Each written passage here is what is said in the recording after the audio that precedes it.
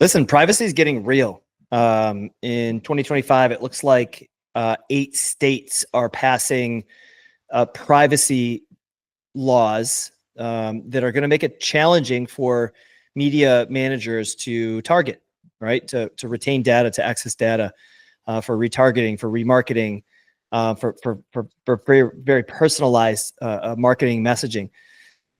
It's unlikely that federal will pass anytime soon, a federal privacy law, but this actually makes it even more challenging because you've got to know the state by state laws. And when I get asked this question, my answer is often not the one that brand owners want to hear, or my team wants to hear. It's not like, here's how we can hack the system to get targeting. It's not, here's this magical attribution model that will allow us to, to get the information we need. It's not collecting data.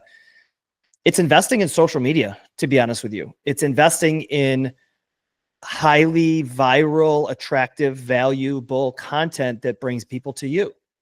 So is it the answer? Is it the specific fix to the problem? No, it's not. It's a long-term thing. It's something that you have to invest at. It's something that's hard to be good at. It's hard to be good at organic social, but it's the best answer. Investing in organic social is really something that is so undervalued, even in today's world, even in today's social media driven world. It's still so undervalued from brands. The top of mind way to get new customers is still Meta. It's still, well, let's try TikTok and TikTok Shop, or let's optimize our Amazon profiles and listings. Let's enhance our retention program. Yes, all of those things are great, but they're sort of a series of building blocks that takes a long time to build. It's hard to keep track of all of those things, and each of those things individually will not work. You need a whole system to make that work. But you know what does work if you get really good at it? Social media. You could quite literally have a Shopify site, or you could have just Amazon listings, or you could be a new brand that's starting today and you're launching on TikTok Shop. That's it. If you're really good at social media, I'm talking like really viral good, top of mind marketing that does well, Liquid Death. Does marketing really well, doesn't even have a strong it's not a D2C company. The retail is their main play. So going into a store, going into a concert venue, going to an extreme sports event, that's where you see and get and drink these things, right? So you have a over $1 billion company now that was built on just smart viral marketing, primarily across social media. This is a good example of what would fix everything. So if you're looking at your CAC right now and it's too high, uncomfortably high, you know what lowers that? Really good social media, because it creates desirability, so you don't have to spend so much to acquire a customer. If your LTV is small, if your retention is hurting and struggling, you know what would help that? Strong social media. You know why? Because it keeps you top of mind. People see you everywhere. And so you don't have to use email as hard to remind them to come back and make a purchase.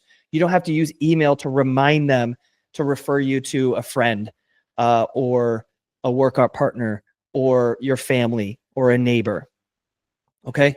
If your MER, if your conversion rates, if your bounce rates, if any of those things are out of whack, right? Your ACOS on Amazon, your TikTok Shop, you can't just get out of that cold start phase.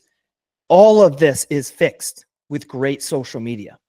So if you're looking at your budget right now, let's say your Q3 budget, or your Q4 budget, let's say, right? Because I'm recording in this middle of Q3. If your Q4 budget is $500,000 and you're spending $450,000 on media, that's like the creative, the spend, the management, right? you should think about seriously carving out another $100,000 out of that, right? So take $100,000 out of that $450,000, allocate that just to the strategy and creation of really good organic content. And I don't mean production. You're not going to take that 100,000 and go hire a video production company to create you content. That's going to be probably hiring an agency that's real good at organic, or you're hiring a strategist in-house that's really good at organic. I'm talking, they know the trends on TikTok. They know exactly what's happening on Instagram and YouTube and Twitter and LinkedIn, right? They are smart. They know consumers. They know where they are, what they're doing, what they care about. They know how to research the data to understand how can we test these, 5 viral concepts. What influencers do we need to onboard to make this go crazy? What publications do we want to catch wind of this, social media campaign so that it will, pour fuel on the fire? Take that $100,000 and deploy it on organic social, because what that will do is it will take the remaining $350,000 and it will make it go further. It will make it go as far as the previous $450,000 did. But it will do it at a lower CAC. It will get you much more awareness. It will get you better awareness because you're not pushing it in front of somebody. You're creating content, that is building the brand and positioning your brand.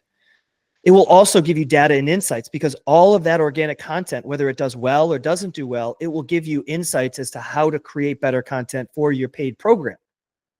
So this is my plea to you leading into the fourth quarter.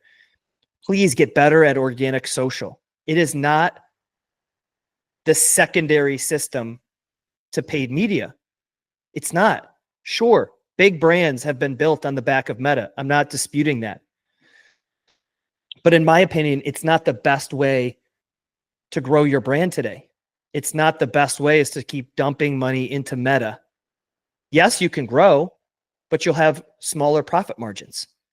If you invest in organic and you become the Liquid Death, you become the Red Bull, right? I love the Red Bull example. I don't use it much because they're such a big company. They've been around forever. But Red Bull just does it right. All of their content, even when social media wasn't even like they were investing into YouTube, and Twitter before Instagram and TikTok and, these platforms became before short form video. Red Bull always marketed around the activities and the things that their audience cares about. All they did for their own product was positioning the logo. If you look at, I can't say 100% of their content because I can't say for sure, but if you look at 95% of their content over the past 10 years, you won't see an actual can of Red Bull in most of it.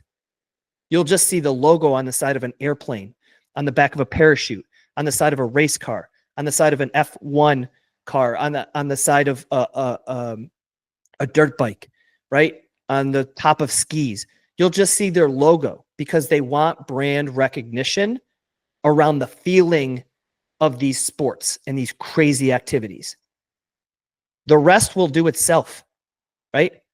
They spend the majority of their budget on content, and they let the conversions happen at the point of sale.